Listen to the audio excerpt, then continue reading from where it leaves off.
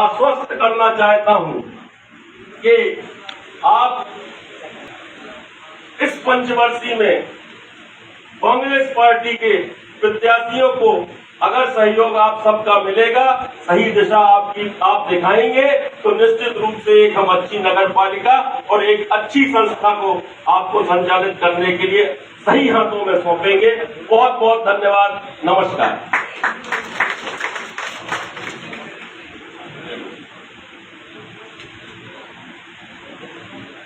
अब आपके जो भी सवाल हो, माननीय विधायक जी आपके सवाल लेंगे। तो सर्वप्रथम माइक दे दीजिए।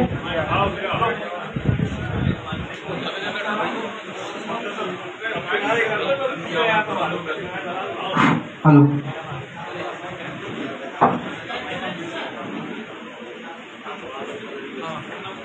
हेलो,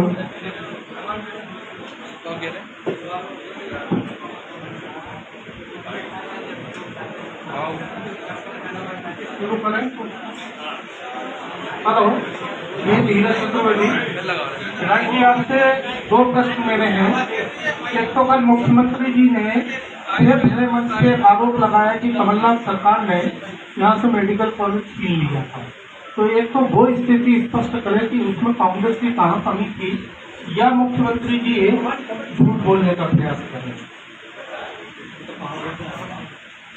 धीरज भाई, देखिए, ये बड़े नेता हैं, ये बड़े नेता मंच पे आके कुछ भी कह सकते हैं। हमें तो इस बात में संतोष करना चाहिए कि ये हमारे शहर का जन आंदोलन था और हमें ये मेडिकल कॉलेज इनको देना पड़ा। रहा सवाल कि कौन सही कह रहा है, कौन गलत कह रहा है, विधानसभा में मैंने कई बार इसका प्रश्न लगाया। वहां ये जवाब माननीय ने क्यों नहीं दिया? वहां जवाब ये मिला कि कोरोना की वजह से और न्यायालय में उस जमीन के विवाद की वजह से मामला लंबित था, ना किसी अन्य कारण से। तो सारी चीज स्पष्ट है, जनता का दबाव था, मेडिकल कॉलेज मिलना था छतरपुर को। वो पहले इन्होंने घोषणा की थी, न किसी के द्वारा रोका गया था, न कहीं गया था, ये स्पष्ट है। मेरा दूसरा सवाल आपसे है कि आपने सागर छतरपुर को संभाग बनाने के लिए कोशिश प्रारंभ की थी, तो नगर निकाय चुनाव में आप इस इशू से क्यों बचे हैं? देखिए, अगर अपन छतरपुर की बात करें, नगरीय निकाय का चुनाव है। जब संभाग का सब्जेक्ट आएगा तब संभाग पर चर्चा करेंगे। और संभाग से पीछे नहीं भाग रहा हूँ। संभाग के लिए मेरी जो कार्रवाई चलनी चाहिए वो निरंतर जारी है।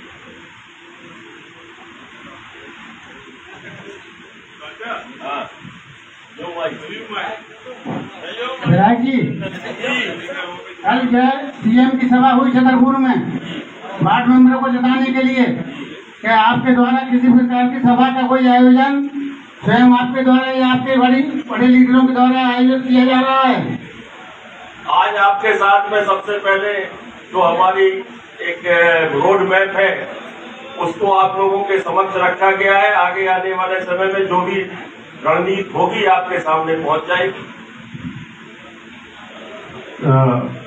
15 महीने आपकी भी सरकार रही। इस दौरान आपने नगर पालिका की कई शिकायतें भी की, उन शिकायतों पे जांच भी हुई। उन शिकायतों की जांच में क्या निकला? भाई, आप चर्चा कर रहे हैं केवल 10 वर्ष के भ्रष्टाचार की, जबकि भाजपा की सरकार 20 साल रही है। उस कार्यकाल में भी भ्रष्टाचार हुआ है, लेकिन आपका फोकस केवल 10 वर्ष पर है। ऐसा है भूपेंद्र भाई, 15 महीने का जो कार्यकाल रहा है, अध्यक्ष कौन रहा है पहले तो वहां पहुंच जाओगा। दूसरी बात, जो नगर पालिका में काम करने का था, जनवरी में 20 में अध्यक्ष पद से जो अध्यक्ष थे वो उनका अलग हुए हैं, मतलब उनका कार्यकाल पूर्ण हुआ है। और मार्च में कांग्रेस की सरकार 3 महीने बाद गिरा दी गई। तो सामने हमें जब अध्यक्ष वहां विराजमान है और अध्यक्ष वहां बैठे थे तो कांग्रेस का भले ही आपका रहा हो, लेकिन हम जितना भी लोग पाए हैं, जो अनियमितताएं हो रही थी, जो गलत काम हो रहे थे, हमने उन्हें रोका है। उसमें एक प्राथमिकता के साथ आपको बताता हूँ, एक बात आपको प्राथमिकता के साथ बताता हूँ कि हसान नदी से जो पेयजल वर्षों से अपने शहर में नहीं आ रहा था, ये उसी समय पे मात्र 2.5 लाख रुपए के खर्च में उसको सुधार करके शहर में, आधे शहर में पानी आना शुरू हो गया था और वो सबसे पहले शुरू कराया गया। और 15 महीने के कार्यकाल में जो जांचों का आप विषय में बात कर रहे हैं, जांचें हुई थी, दोष सिद्ध हुए थे, लेकिन दुर्भाग्य है कि फिर सरकार बदल गई और ठंडी बस्ते में चली गई। 20 वर्षों में नगर की जनता ने कांग्रेस को क्यों नहीं चुना? क्या कारण है? क्या आप लोगों के आपसी मतभेद या परिवारवाद या कुछ भी, आप लोग क्यों नहीं कांग्रेस जनता पसंद करती है नगर की? ये तो आप स्वयं देख रहे हैं कि मतभेद कहाँ है और परिवारवाद कहाँ है। कांग्रेस को जिस तरह से हमको फाइट करना चाहिए था, हम लगातार उसमें मैदान में रहे। एक जनता का जो अपना कहना चाहिए जो भाव थे या जो उनकी सोच थी, उस मुताबिक उन्होंने किया और आज फिर हम मैदान में हैं। निर्णय जनता का होगा, जो उनका निर्णय होगा स्वीकार है। राम जानकी कुंड छतरपुर में यहाँ पे काम चल रहा था, लेकिन आनंद फानंद वो काम रोक दिया गया। ये काम ये आप क्या प्रयास करेंगे? और दूसरा सवाल ये है कि छतरपुर में बिजली की समस्या बहुत ज्यादा है। आपकी पार्टी ने एक बहुत बड़ा आंदोलन किया था, लेकिन बिजली की स्थिति जब की तक, इसके लिए आप क्या करेंगे आगे? इसमें राम जानकी कुंड का स्पष्ट हमने उल्लेख किया है कि राम जानकी कुंड जनाकांक्षाओं के अनुरूप उसका सौंदर्यीकरण किया जाएगा, ये स्पष्ट उल्लेख किया है।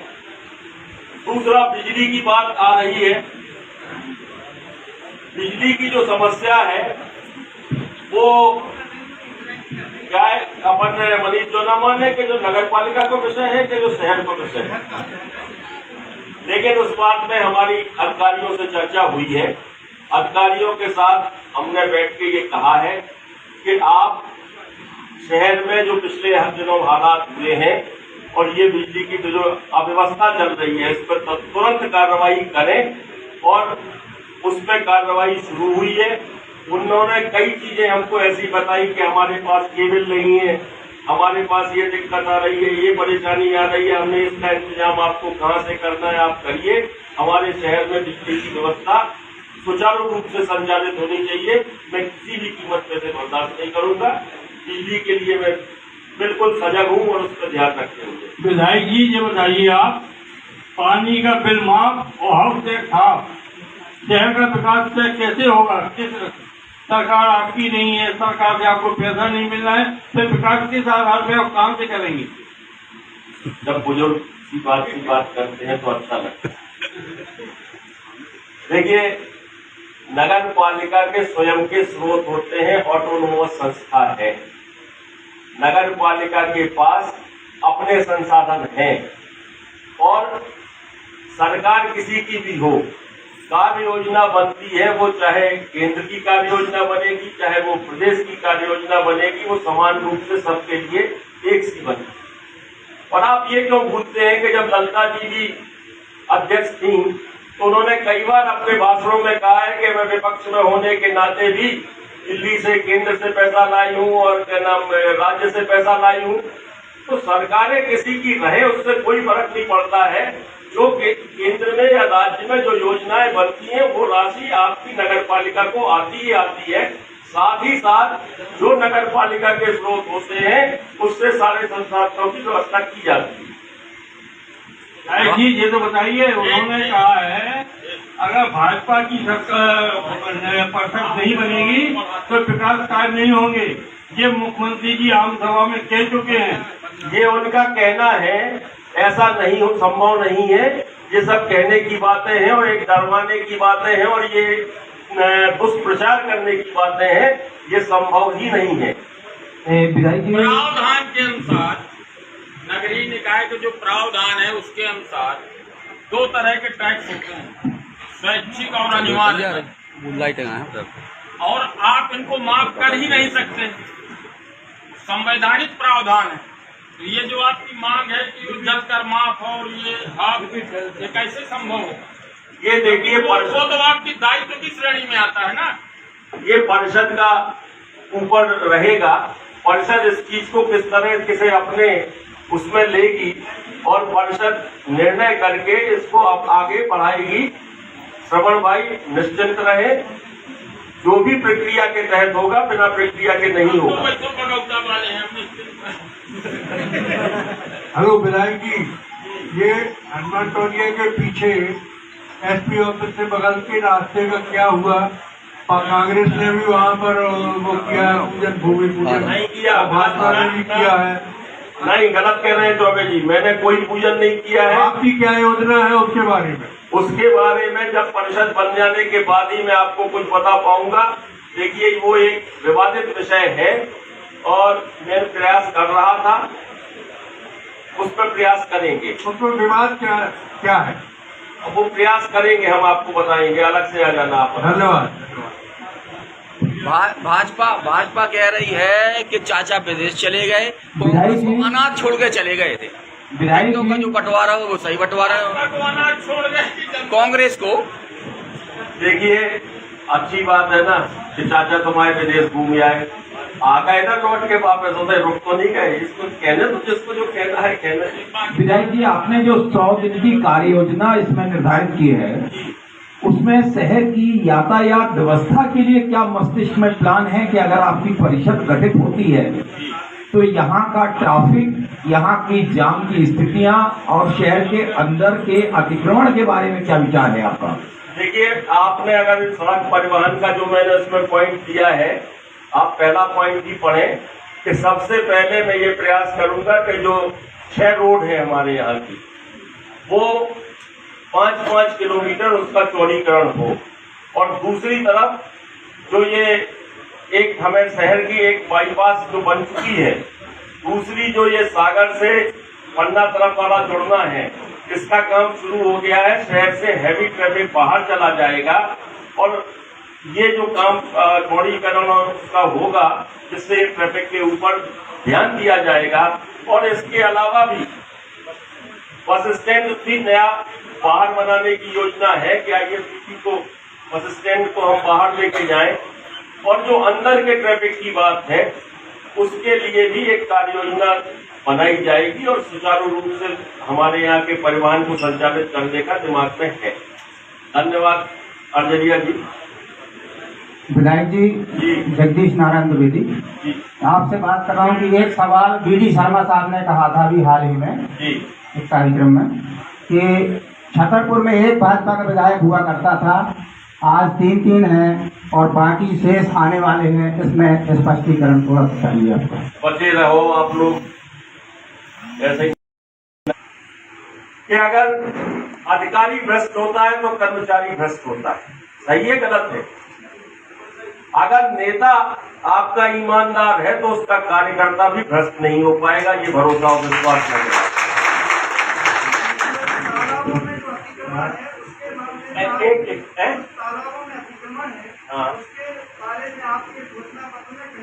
मनेंद्र भाई, हमारे घोषणा पत्र का बाद में पढ़ियो पे ना 20 साल वाला को तो पढ़ दो कि उनने क्या करूँ अभी तक। और देखो एक बात हम और कह रहे, हमने दिया है तालाबों का कि जो चीज हम तालाबों के लिए सौंदर्यीकरण और गहरीकरण और उस पर जो भी कुछ समय बात आएगी उस पर पूरा ध्यान देंगे।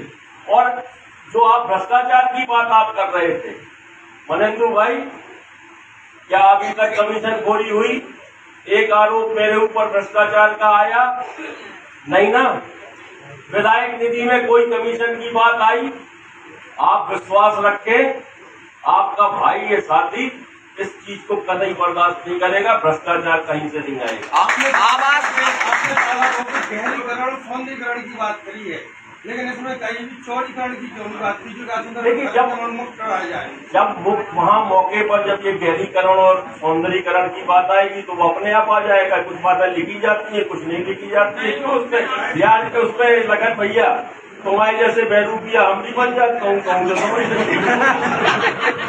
आपकी जब आपकी सरकार थी चाचा, जब आपकी सरकार थी तो आपने नगर में जो अवैध कॉलोनियां हैं, जब आपकी सरकार थी आप तरीके से आपके विधायक बिक गए, अगर आपके पार्षद भी बिक जाएंगे तो फिर नगर पालिका में किसकी सरकार बनेगी? हाँ तिवारी जी, सही कहा। सरकार ही नहीं कर गई यही से।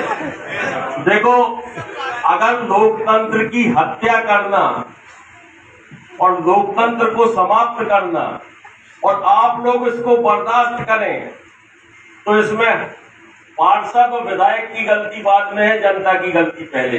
नहीं, जनता तो आपको जिता रही है, कांग्रेस को समर्थन दिया था जनता ने। अब जनता ने सरकार कांग्रेस की बनाई थी, लेकिन आप लोग बिक गए हैं। नहीं तो हम तो ये बैठे भैया यार, हम कहाँ बिक गए? आप मतलब आपके विधायक बिक गए हैं, कांग्रेस बिक गई है। अगर आपके प्रत्याशी बिक जाते हैं तो कौन जिम्मेदार होगा? आप कह रहे हैं कि हमने ये संविधान की बात है। अगर संविधान में ये नियम आ जाए कि अगर कोई बिकता है तो उसमें चुनाव नहीं होगी, उसकी सदस्यता समाप्त होगी, तो कभी बिकने बिकाने की बात नहीं होगी। ये संविधान की कमी है। अगर संविधान में संशोधन हो जाए तो ये सारी चीज सुधर जाएगी। आपकी चर्चा चल रही भाजपा में। चाचा जी नमस्कार। एक मिनट बेटा, एक मिनट। चर्चाएं तो बहुत चल रही, हमें निकाले ऐसे बहुत चर्चाएं हैं, जिसे कभी तुम भी अंदर रखो, कभी हम भी अंदर रखो।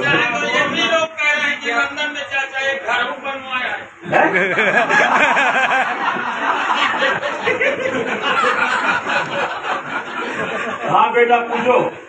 हमारा ये प्रश्न था कि नगर पालिका में 400 से 500 कर्मचारी हैं, सफाई कर्मचारी जो हैं, लेकिन जब वार्ड में निकलते हैं तो लोगों की और जनता की सिर्फ एक ही शिकायत ज्यादा सुनने को आती है कि यहाँ सफाई नहीं होती है।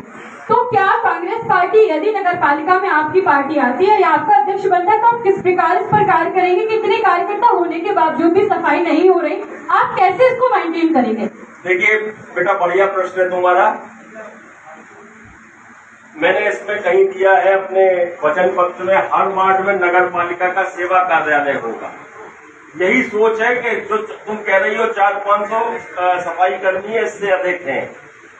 हर वार्ड में 10 एक की तैनाती की जाएगी कि वहां पर सफाई वार्ड के लोग वार्डों में करें और वार्ड के अंदर गंदगी की कोई शिकायत न मिलने पाए। अब ऐसा नहीं होगा कि सड़क पे झाड़ू लगा के शहर को साफ बता दिया जाएगा। ये कांग्रेस की परिषद बनने के बाद ये आपको कतई शिकायत नहीं मिलेगी, वार्ड के अंदर की सफाई होगी। सफाई की बात तो हो जाती है, जैसे शिकायत करते हैं तो सफाई तो वो कर देते हैं, सेवा कार्य भी कर देते हैं, नालियों का कचरा निकाल के बाहर रख देते हैं, उठाने वाला कोई नहीं होता। काफी गाड़ियां भी हैं, उसके बावजूद भी कचरा उठाया नहीं जाता है।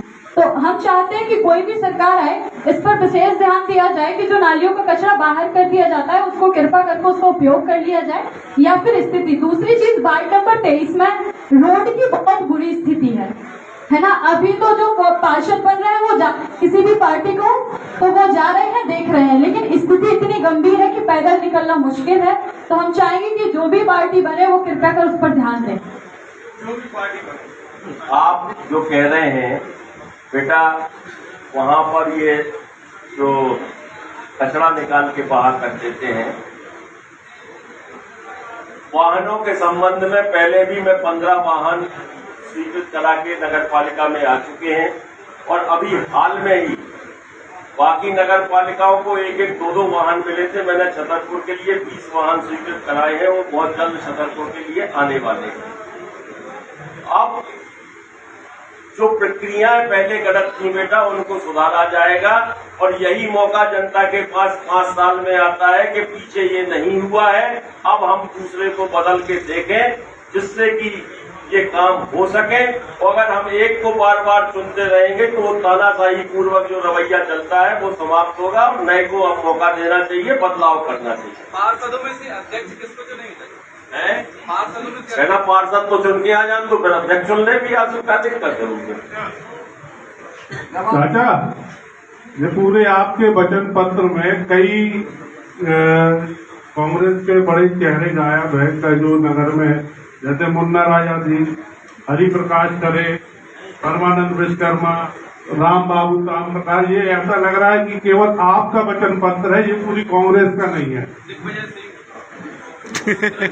ये तो ऐसा लग रहा है पूरी कांग्रेस ही। अब भूपेंद्र जी घर ले जाओ, इनमें बहुत कमी निकाल यार हर बार फिर उसके बाद बताइए तो हमें क्या क्या कमी रह गई।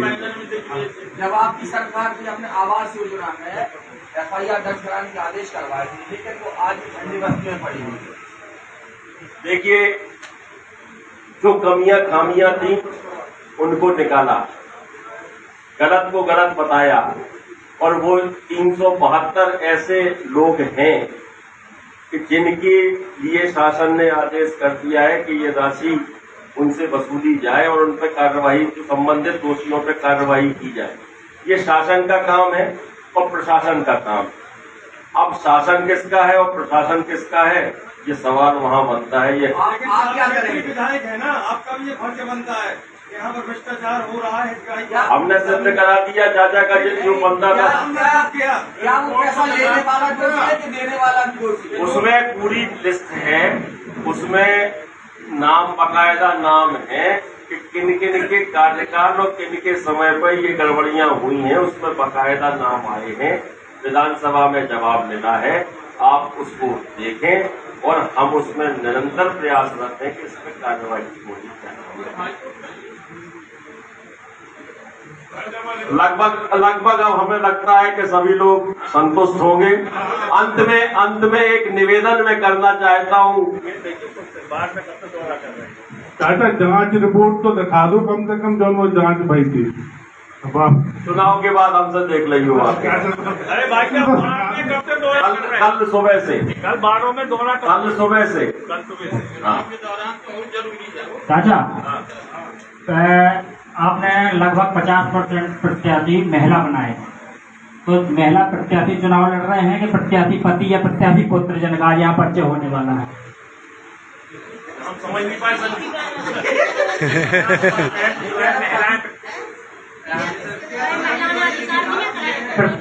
प्रत्याशियों का परिचय आज आप प्रेस से करवाने वाले हैं, तो प्रत्याशी से परिचय होगा या प्रत्याशी पतियों से या पुत्रों से? देखिए, हमारे यहाँ